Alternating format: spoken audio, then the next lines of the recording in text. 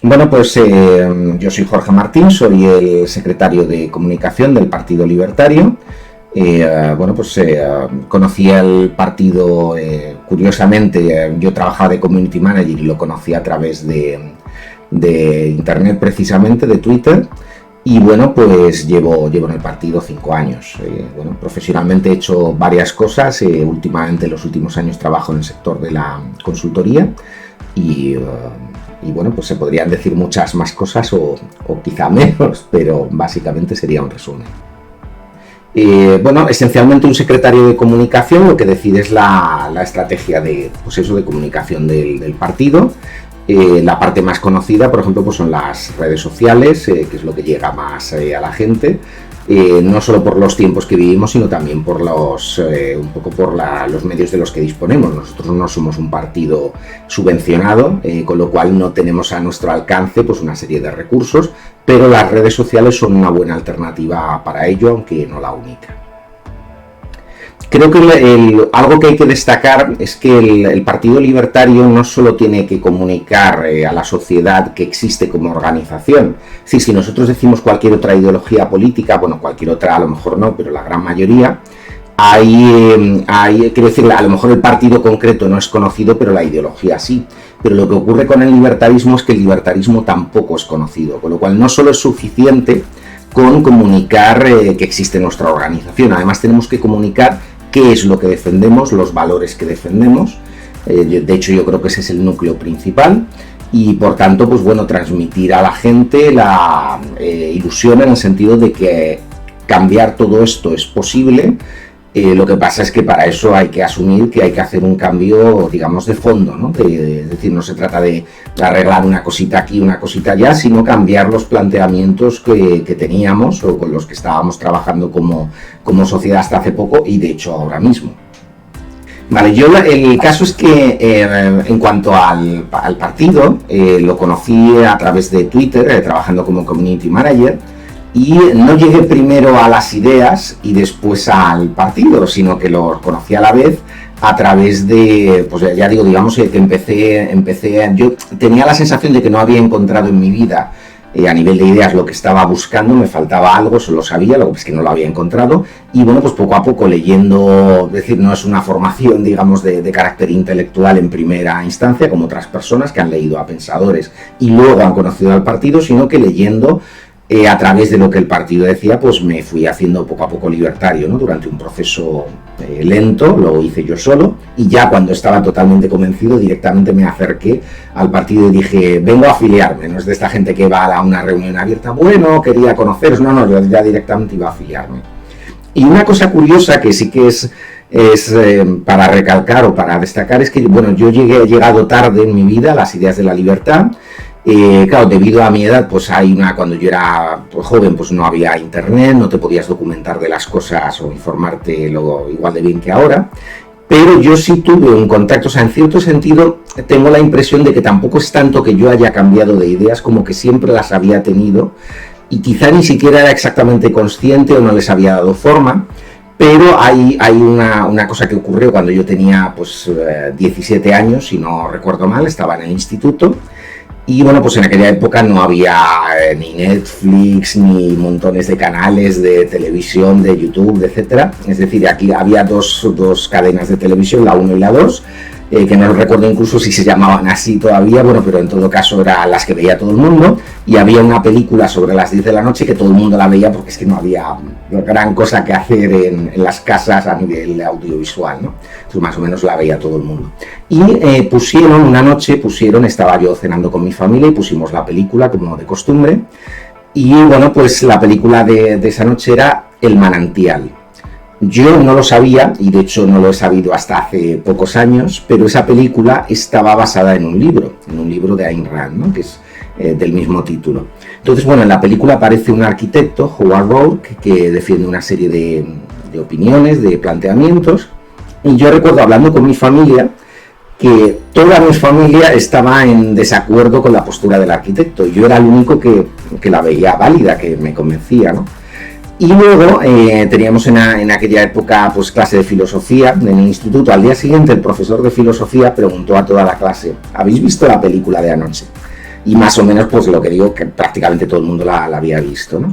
Y entonces él se abstuvo de dar una opinión, pero nos preguntó qué opinábamos de la postura del protagonista, del arquitecto, y lo que ocurrió es que, bueno, pues se repitió un poco la misma escena de la noche anterior, pero a nivel bastante más grande. Todos mis compañeros de clase, todo el mundo estaba en contra de la postura del arquitecto, el único que estaba a favor era yo.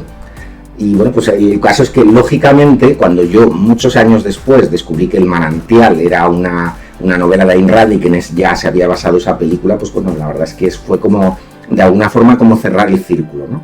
Es decir, como haber dado un gran giro para llegar a ciertas ideas de la defensa del individuo, que yo creo que en el fondo las había tenido siempre, pero no las había conseguido, digamos, dar forma o materializar, ¿no?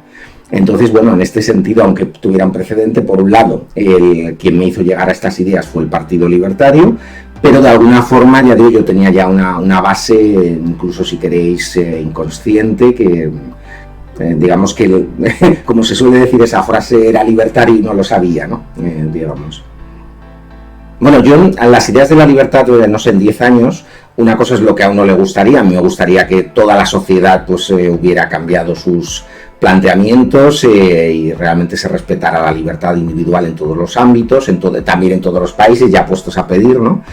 Pero para ser realista, lo que sí que creo que hay que plantearse como objetivo es que en 10 años las ideas de la libertad sean conocidas y puedan tener influencia. Es decir, el problema que tenemos ahora mismo, es decir, nosotros cuando hablamos con gente que no conoce nuestras ideas, obviamente no todo el mundo, pero yo creo que en general tienen una buena acogida. El problema, básicamente, es que no son conocidas de forma generalizada. Nosotros vivimos rodeados pues, por otras personas del partido, por personas que tienen ideas nuestras, aparte ya pues, de personas que no, de otros entornos. Pero claro, nosotros no somos una muestra, digamos, estadísticamente representativa de la sociedad, ¿no? Es decir, tú vas por la calle, te pones con un micrófono, bueno, no he hecho el experimento, pero estoy seguro, de alguna forma sí, recogiendo firmas, y que luego, entre comillas, lo he hecho porque le hablas a la gente del partido, y no ya del partido, sino de las ideas que defendemos, y prácticamente nadie las conoce, ¿no? Entonces, o sea, nadie no, pero quiero decir que es un porcentaje de la población, pues, muy pequeño.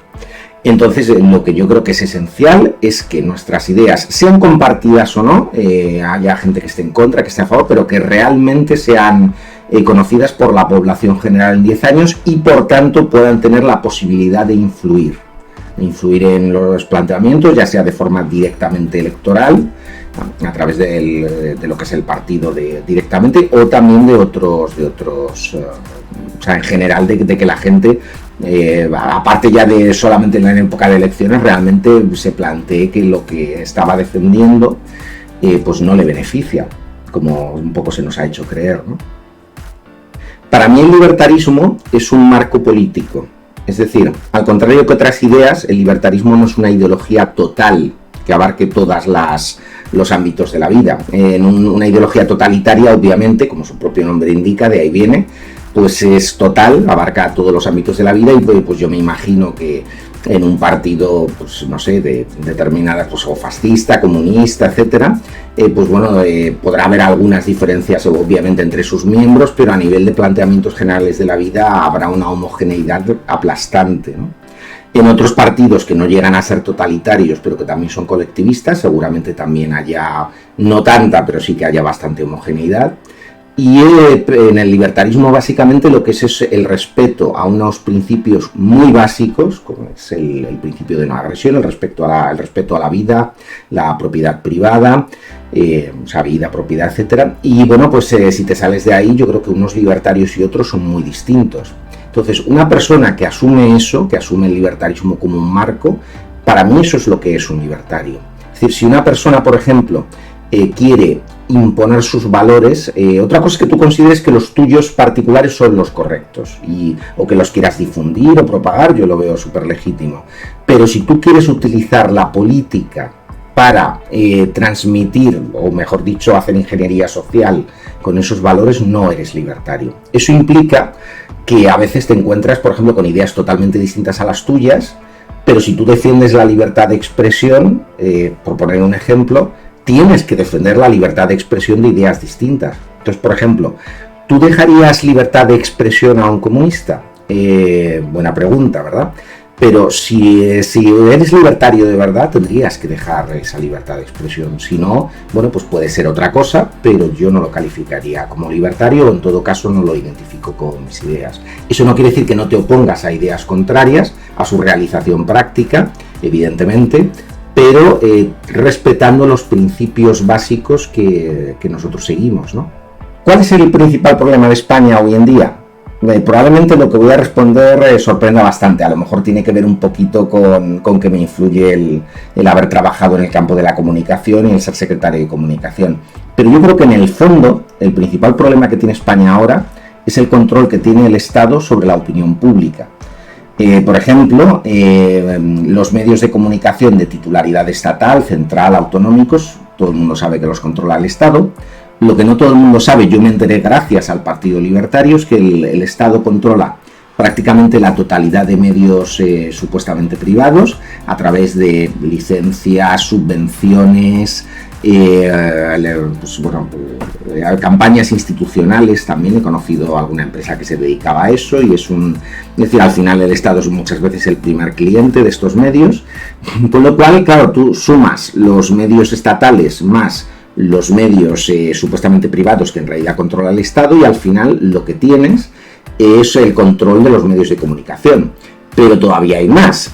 Luego está la educación, que es algo que no funciona, digamos, de forma tan rápida, pero quizá a veces más profunda, ¿no? El formar, digamos, la personalidad, las opiniones de la gente. Entonces tú ves que hay una serie de centros que son estatales, que son la gran mayoría en España, de colegios, etcétera, educativos, en todos los niveles, institutos, todos ellos, y el Estado obviamente los gestiona. Pero, por ejemplo, si tú piensas en colegios privados o más o menos que no sigan exactamente, que no sean de titularidad estatal, los planes de estudio que se siguen también son los que decide el Estado, el gobierno de turno, ¿no?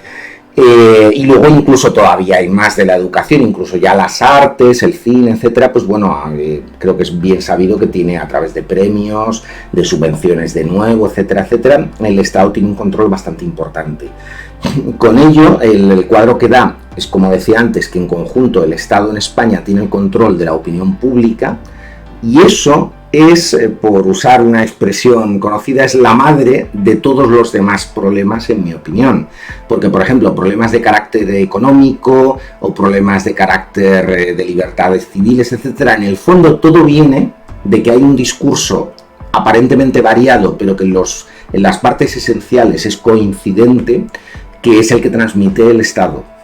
O pueda ser un gobierno u otro, parecen a veces muy distintos, se pelean, pero en el fondo en las claves generales hay un consenso total o más o menos total, con lo cual al final, para poder avanzar en otros campos, en mi opinión, primero hay que desconectar digamos, la herramienta que tenemos de programación social.